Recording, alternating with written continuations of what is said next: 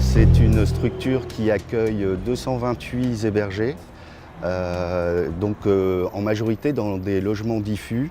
Donc c'est l'association qui est locataire de ces logements et qui met à disposition aux hébergés à Tourcoing et Vallée de la Lys, un peu plus large que Tourcoing.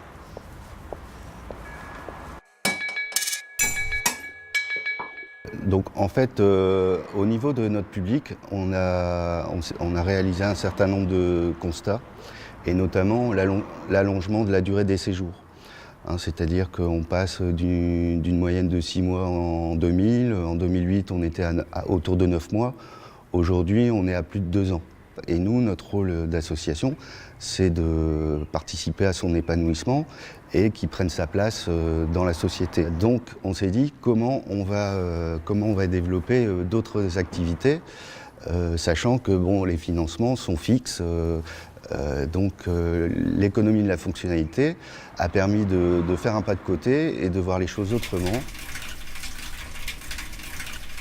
Comme on avait finalement une opportunité dans nos nouveaux locaux, donc ici avec le grand hangar, d'imaginer, de mettre en place de nouveaux dispositifs en expérimentation pour faire d'autres activités au service de notre public. Et donc par les liens, par les connaissances, donc la confiance, les compétences de chacun, on a fait un lien avec des artistes et une association d'artistes où l'objectif c'était d'associer à la fois le travail social et la pratique culturelle. Donc en réalité, cette coopération s'est faite dans le cadre d'un échange non monétaire. Donc ça vient tout à fait de l'EFC. Je me suis dit, plutôt que de leur demander un loyer pour leur résidence d'artiste, eh bien, en échange, en contrepartie de ce loyer, c'est plutôt de nous donner du temps au service de nos hébergés. Donc l'année dernière, nous avons travaillé autour d'un projet qui a été mis en place avec le Relais du Soleil, qui nous prête ses locaux. Et on a donc décidé de fabriquer cette caravane.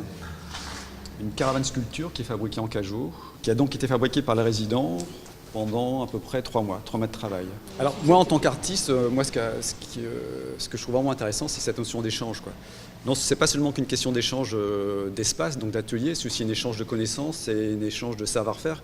Parce que souvent ces gens qui, au bout d'un moment, n'osent plus sortir de chez eux, pour un tas de raisons diverses, viennent ici et commencent à s'ouvrir et commencent à mettre vraiment quelque chose qui est lié à la créativité, quoi. Mais derrière ça, il va y avoir une déclinaison sur un tas d'autres projets qui réunit notre public. Je vais vous donner un exemple d'application de l'économie de la fonctionnalité qu'on va mettre en place. Alors le constat, c'était que le public utilisait mal son électroménager. Donc on s'est dit, plutôt que de les mettre à disposition, on va auparavant faire un atelier pour apprendre à utiliser le matériel et aussi sensibiliser le public à l'utilisation de produits ménagers qui sont meilleurs pour leur santé et pour l'environnement. Et quand ça c'est acquis, eh bien à ce moment-là, la machine est mise à disposition dans les logements. Voilà.